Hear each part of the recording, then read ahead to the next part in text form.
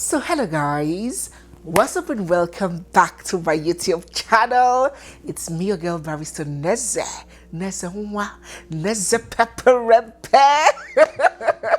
And this is NEZEVILLE. Welcome back to the channel guys, and in today's video we're going to be talking about the schooling system in Canada. And when I say schooling system, I do not mean like tertiary institutions or universities or colleges. No, I'm talking about the schooling system for children. So yes, I'm going to be talking about my own experience as a new immigrant. If you do not know, my family and I recently relocated to Canada some months back. So I'm going to be talking about my own experience. I'm going to be talking about all the many myths and impressions that we had, which of them turned out to be right, correct, and which of them turned out to be absolutely false. I'm going to be also running you guys through the step-by-step process, everything you need, all the documentation, the challenges you're most likely to encounter, yes, the challenges they have faced or they are likely to face, all the bottlenecks, in fact, a comprehensive breakdown of everything you need to know before putting your children in school in Canada, as well as addressing this free school myth. Is it really free? Okay, we're going to discuss all of that in this video. So without further ado, let us dive right into this video.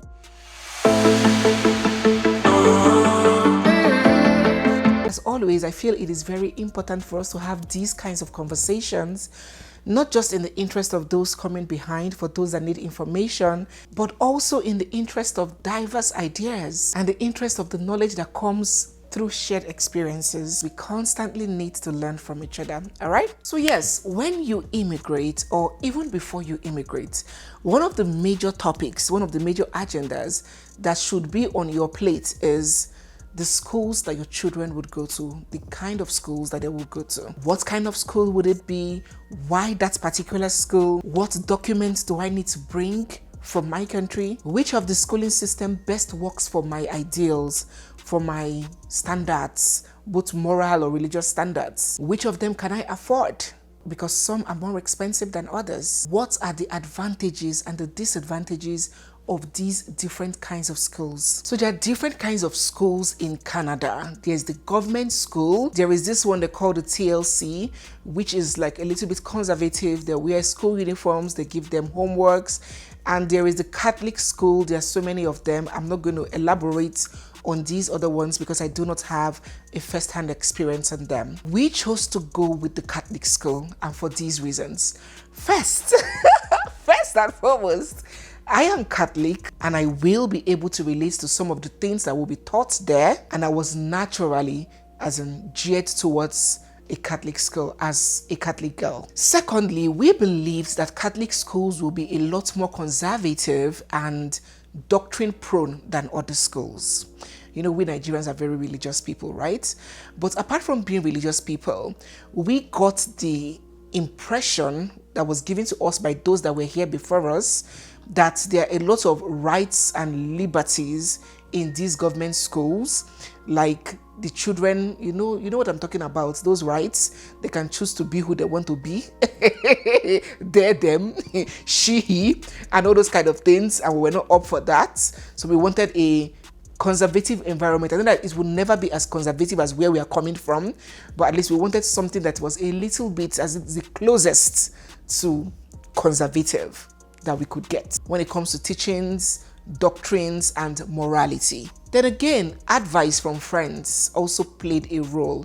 It is very typical when you're coming to a new place, you ask those that were there before you, what do you think? Where are your children going? Why are they going there? What's your advice? And every single person we spoke with, even those that are Catholics and those that aren't, told us that their kids are going to Catholic schools and they preferred it. So all of these joints together informed our decision to send our children to Catholic schools, or to a Catholic school rather. But please note, don't get carried away by the fact that I said because I am Catholic and I want my children to be familiar with the Catholic doctrines.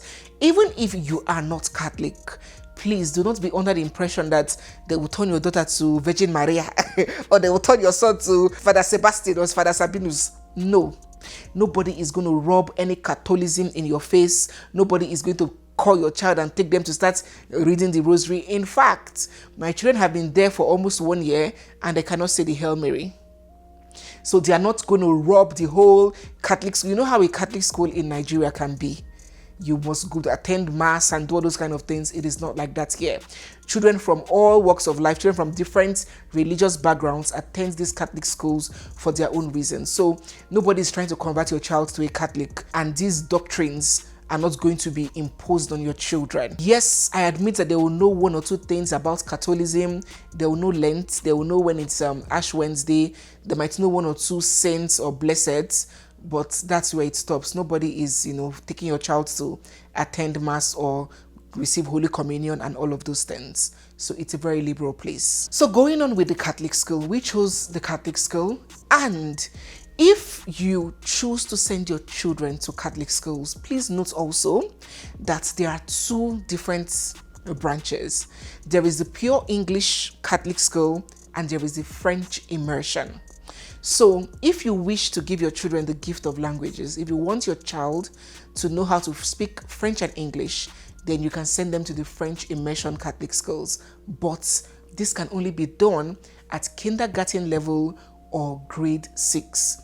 Grade 6 is the late immersion, while kindergarten is the regular early immersion. So if you're coming from Nigeria or whatever country you're coming from, and your child is in maybe primary 4, grade 4, primary 5, he or she cannot go to these French immersion Catholic schools. He or she has to wait until they get to grade 6, and that's when they can enter. So when we came in, I was really excited by that fact, but unfortunately we didn't send our kids to French immersion. Chinemere, my first two sons, had already passed kindergarten and they hadn't gotten to grade 6, so they were out of the equation. But I had a child in kindergarten, but because of logistic challenges, they were like, they offer only one bus route, so it's either we drop the child or we do the picking. And the distance was quite far, and we're new, still trying to settle in. I don't think we had even bought our car then. So we're like, no, this is going to be a lot for us at the moment. So we just chose that all of them will go to the same school. Who knows, God willing, when they're in grade 6, maybe, who knows where we're going to be living then, maybe we're living closer to a French immersion school, or maybe we would have more logistics in place, we'll be more settled to be able to run that arrangement. Maybe they would then go to French immersion. What do you think about this idea? If it were you, would you consider just taking the children to the English schools, or would you rather go, giving them that edge and sending them to these schools where they can be taught in French and English and they can learn both languages? For me, I think that's a very great idea. Canada is a bilingual country, and even apart from it being a bilingual country, there is no harm. In fact, it is a blessing. It opens more opportunities, more job opportunities, more relationship opportunities. It opens a lot of opportunities when you're multilingual, when you can speak several languages. So for me, it's a good idea. So if you do not know, now you know that you can send your child to a French school, to a French/English school. So what documentation do you need when you are coming? Can you see why I said information is key? Because when we were coming, I searched YouTube. I didn't see any video in particular that addressed schools at that level. Most of the school I was seeing was colleges, people that want to migrate through, study in universities and all of that. I didn't see any video that addressed children, new immigrant children, getting admissions into primary school. So I was, bereft of information. I had to go and start asking the school for transcripts, things that I thought I would need because I didn't want to come and be stranded. So what documentation do you need to get your child enrolled or fixed up in a Catholic school in Canada? First, of course, you have to show your proof of Catholicism. Now, anybody can attend a Catholic school here. Any child can attend a Catholic school, but sometimes they might be filled up and they will give priority to Catholics first. So if there is space, good and fine. Even if you are Muslim, anybody can be admitted, I guess. But if they are constrained with space, then of course, priority will be given to Catholics. So you need to come with your own baptismal cards. That's you or your husband, one of you, or the children's. So they will need a means of identification for the children, which I use their birth certificates. They will ask for their birth certificates because they need to know their ages. Okay, I'll tell you the reason why age is very important during this process.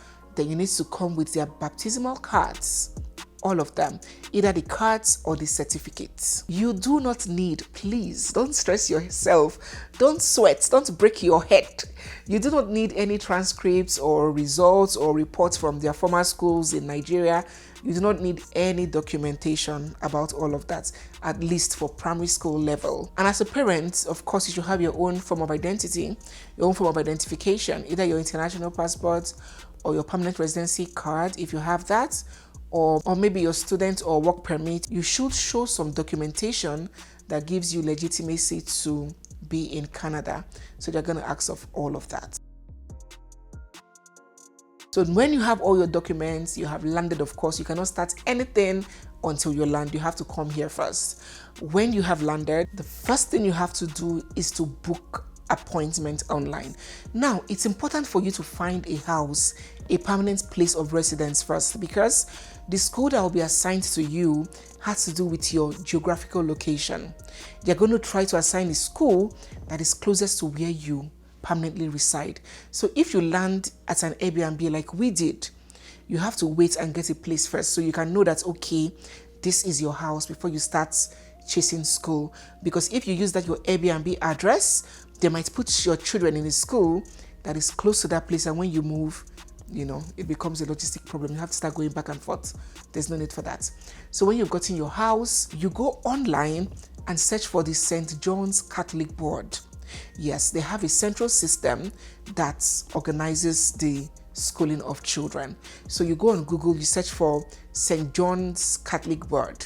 Okay, you can either fill the form online or you can call them and they'll send the mail to you with the form. We called, yes, and they sent us the web form to fill on our system. So this web form will have, different things. They're going to ask what sacrament, whether you are Catholic, what sacrament your child has received. Is it baptism or has it done confirmation or Holy Communion, all of that. They're going to ask you to attach this documentation, the birth certificates, baptismal cards, your ID cards, and all of that. And when you are done with filling these forms, you put the names of all your children, their last class in Nigeria, everything. You're going to see it's very easy to fill. When you submit, a staff will reach out to you a few days after submission and then book an appointment for you to bring the children to the board. So they have to see the children physically.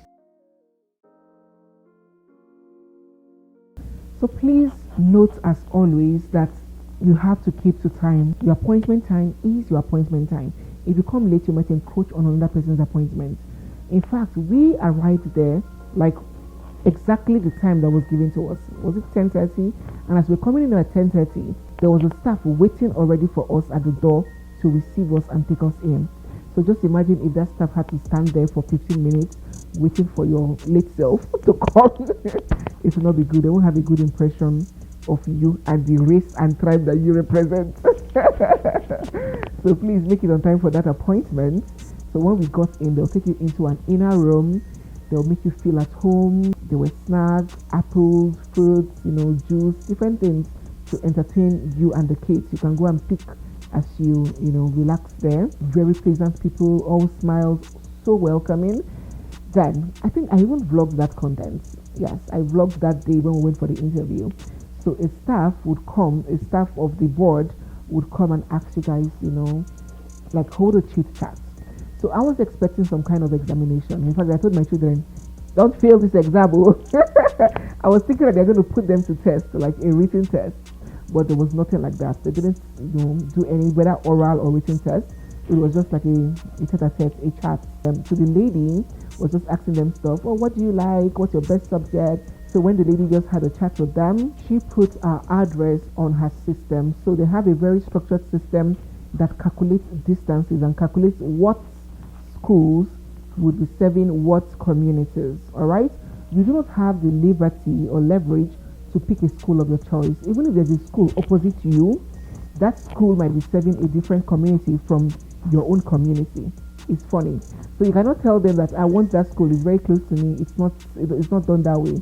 They will be the one to assign you to a school that was made for your own community. It might be further than those that are around you. You might have a closer school around you, but they'll post your children to a further school. So they have tools that calculate that. I remember there is a central board. It is just that one board You cannot just walk into a school and say, I want to register my child here. No, you have to go to the board. All the registration and the designation comes from the central St. John's board. There is an option of you going to that school that you want. If you have a different school from the school that you were designated to, there's an option for you to go to that school and, speak to the principal and ask her whether she has space to accommodate you. But there's every possibility that you'll be turned down and told no, that you should go to the board. So I think it's best to just accept what's given to you, as long as, there's no logistic problem. There are always school buses that can bring the kids and drop them. All right. So where was I? Okay.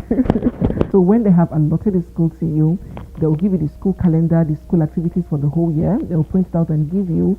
They'll also give you the phone number and email of the school that has been designated to you, so you can contact them, because all the discussions on school bus and everything will be done with the school, not with the board. After that designation, your relationship with the board comes to an end, at least for now. So every other inquiries, every other thing you want to know, you contact the school. That will give you the phone number and the email. Now, at this point, it's important to note, I didn't know of this actually.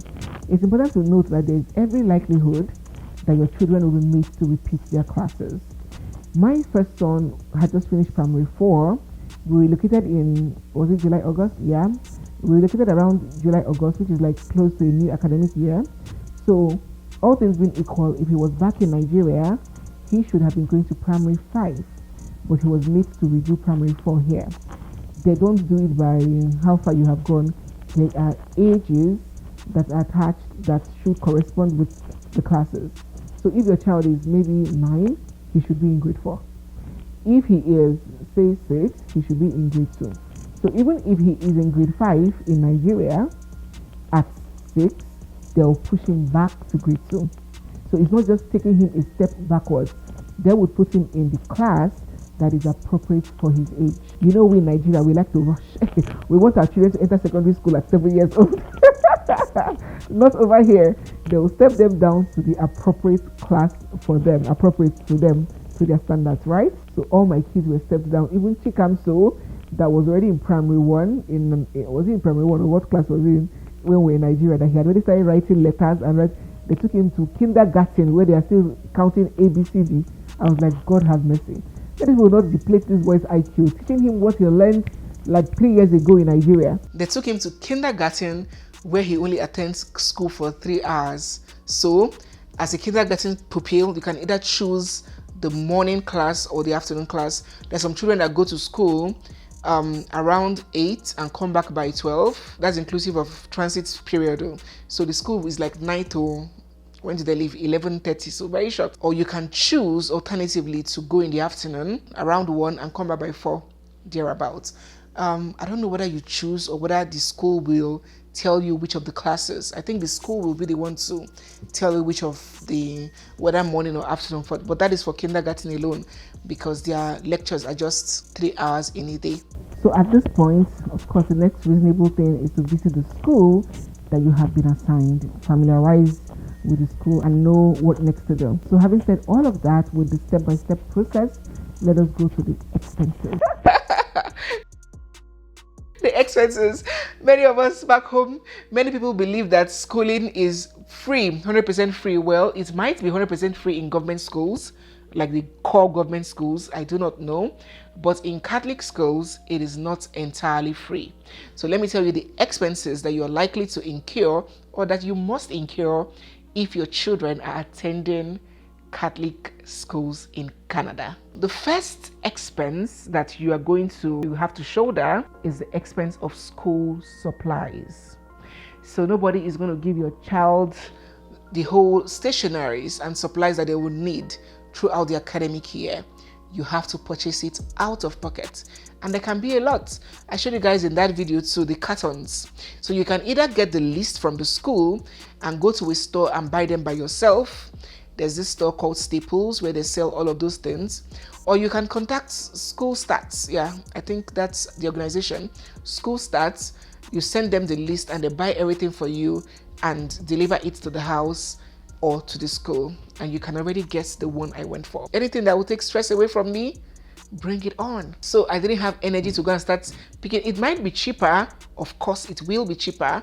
If you have strength or time, you can go and pick by yourself, but me, I don't have any of the two. So I paid for school starts to do the shopping for me, and they delivered at home. A lot of things, headsets, Sharpies, crayons, indoor shoes, so many things that you need to buy for the kids. All their stationaries has to come out of your pockets. And it's not cheap. Sometimes it can cost like $200 something, $300 something. So times it by the number of children you have, that is an expense. The next expense that you are going to have to shoulder when your kids are attending Catholic school in Canada is the school fees. The school fees. I had a friend that called me and said, Neze, did you pay school fees? I don't know what this people are telling me. I said, I paid. So many people have the impression that it is entirely free. Just carry your shoe and enter the school. No dime to be spent. It is taken care of. As I said, it might be in government schools, but not in Catholic schools. There is a fee, a token. I like to call it a token because compared to the value that you get, I think it has been subsidized by the government, but you have to pay school fees, okay? A lot of people do not know that, but well, now you do. Another expense that you have to incur is the cost of school bus, especially if your kids are going far. Some people are lucky. The school that was allocated to them or the school that will be allocated to them may be close by, a walking distance, a stone throw. Your children just dress up and you drop them off on foot. Very close. It happens a lot. I have a friend that has school. The school that her kids are attending is like opposite, just a road dividing her house and the school. Very lucky. But some people, it might be up to a 30 minutes drive or a 20 minutes drive to the school, and you can either choose to drop the kids or use the school bus. If the school works around your schedule, maybe your office is close to that place or whatever, you can choose to do the school runs. But if not, then you might have to use the services of the school bus, and it doesn't come free. You have to pay for it, and it doesn't come cheap either. But it's paid for once, unlike Nigeria where you pay termly. The bus fee is paid for once, one-off for the whole year, and the services will be available to you. Another cost that you might incur, I call this one an optional cost because that's what it is the cost of feeding. So these Catholic schools have arrangements for pizza, or there's another one, Healthy Hunger, that you can subscribe to. If you don't have the energy to be running helter-skelter in the morning, if you just want, you dress the kids and you send them to school, the school will feed them. Then when they come back, they can now eat your warm meal that you prepared. It's a choice. Anything that works for you, that is this abroad for you. Anything that works for you. What works for one family might not work for another family. So you know your peculiarities. In my children's school, Thursdays are pizza days. They don't need to come to school with lunch. They'll have pizza delivered to them.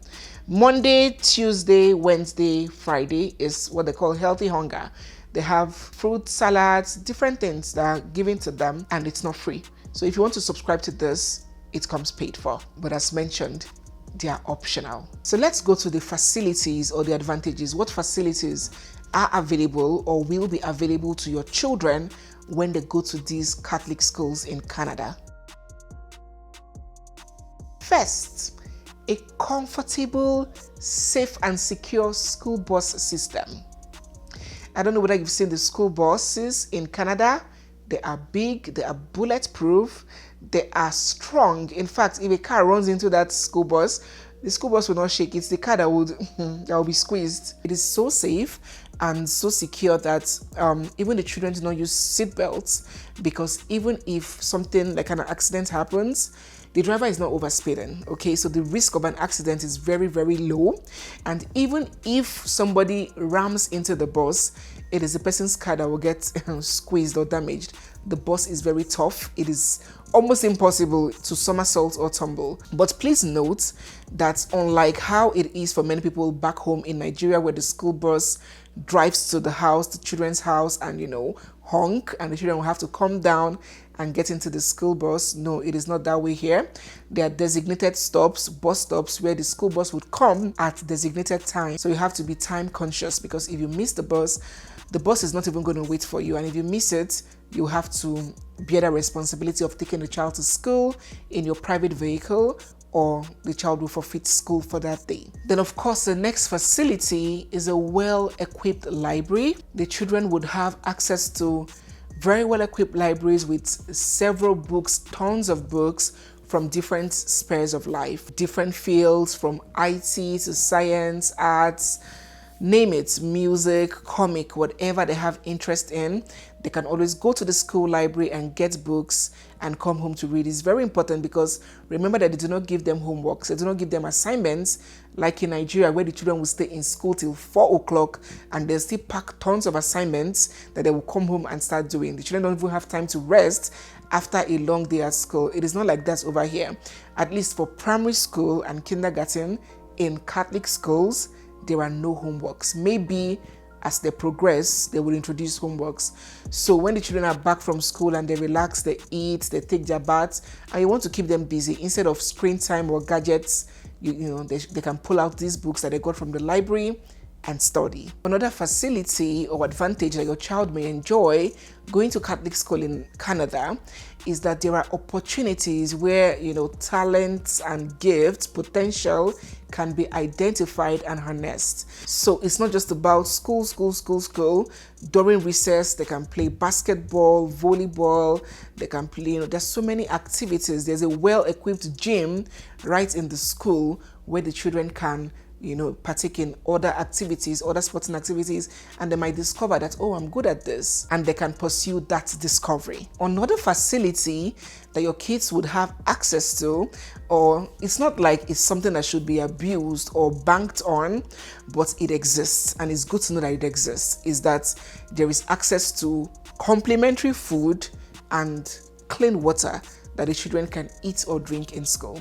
So it's not like it's a norm, but maybe if your child forgets his or her lunch at home, or maybe your child gets hungry along the way and was not satisfied with the meal he came with and is hungry, the school will not leave the child to starve. Okay, they have provisions for snacks and little food that they can give the child to sustain him or herself until they get home. And even if your child forgets her water bottle, you know how it is in Nigeria. Most times the child will be left to stay hungry or thirsty throughout the school period, or else the parents have to bring it to the school for the child.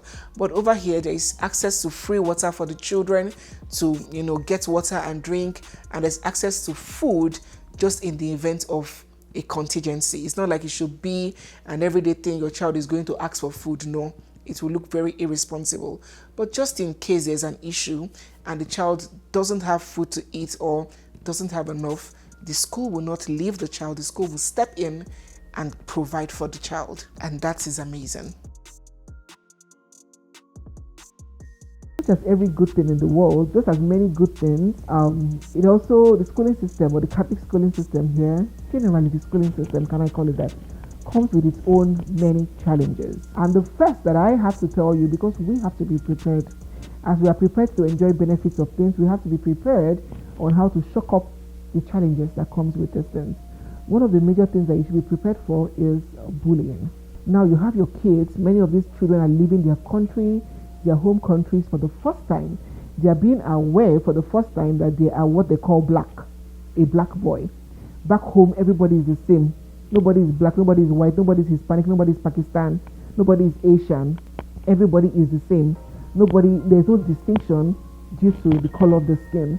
So they're coming to a place where for the first time, they will have a self-awareness that they are different and that different kinds of people exist, right?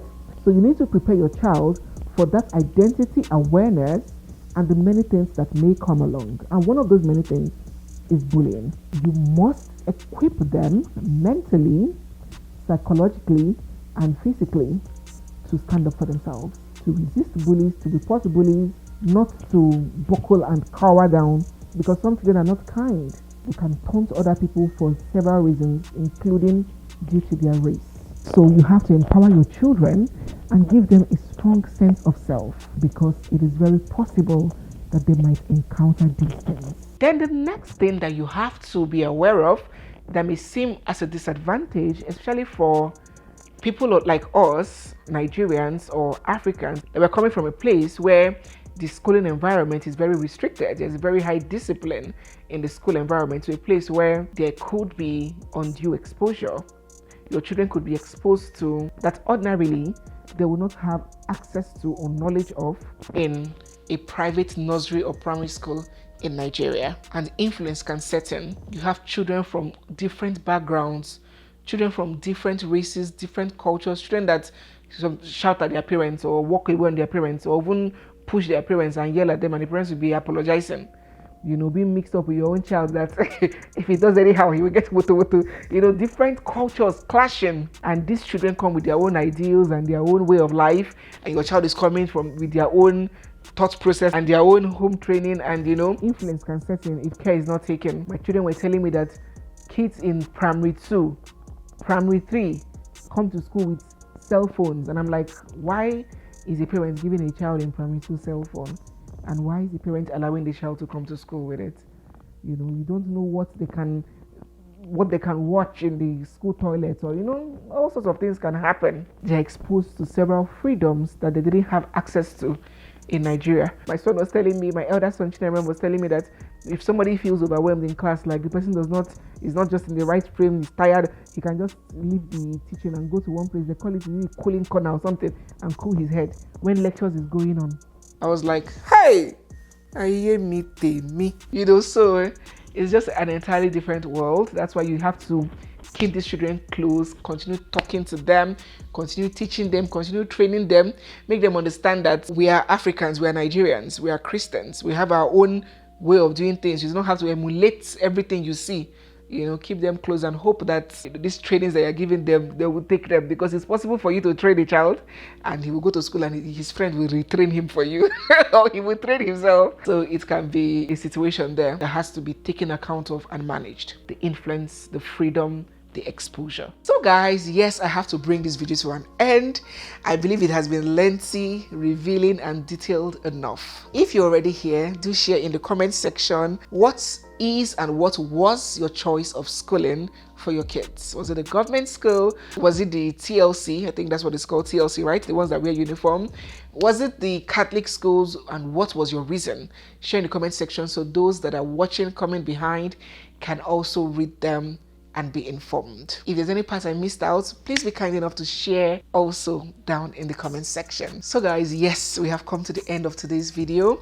If you're new here, you're seeing my face for the first time, or if you've been watching without subscribing, please hit the subscribe button, give this video a big thumbs up, drop all your comments down in the comment section, and stay glued because we have so much more coming your way. It's me, your girl, Barrister Nezemasterclass, and this is Nezemasterclass. Follow us on Instagram. If you're not following us on Instagram at Nezemasterclass, do follow us on Instagram as well. Okay, I'll see you guys in my next one. For now, bye.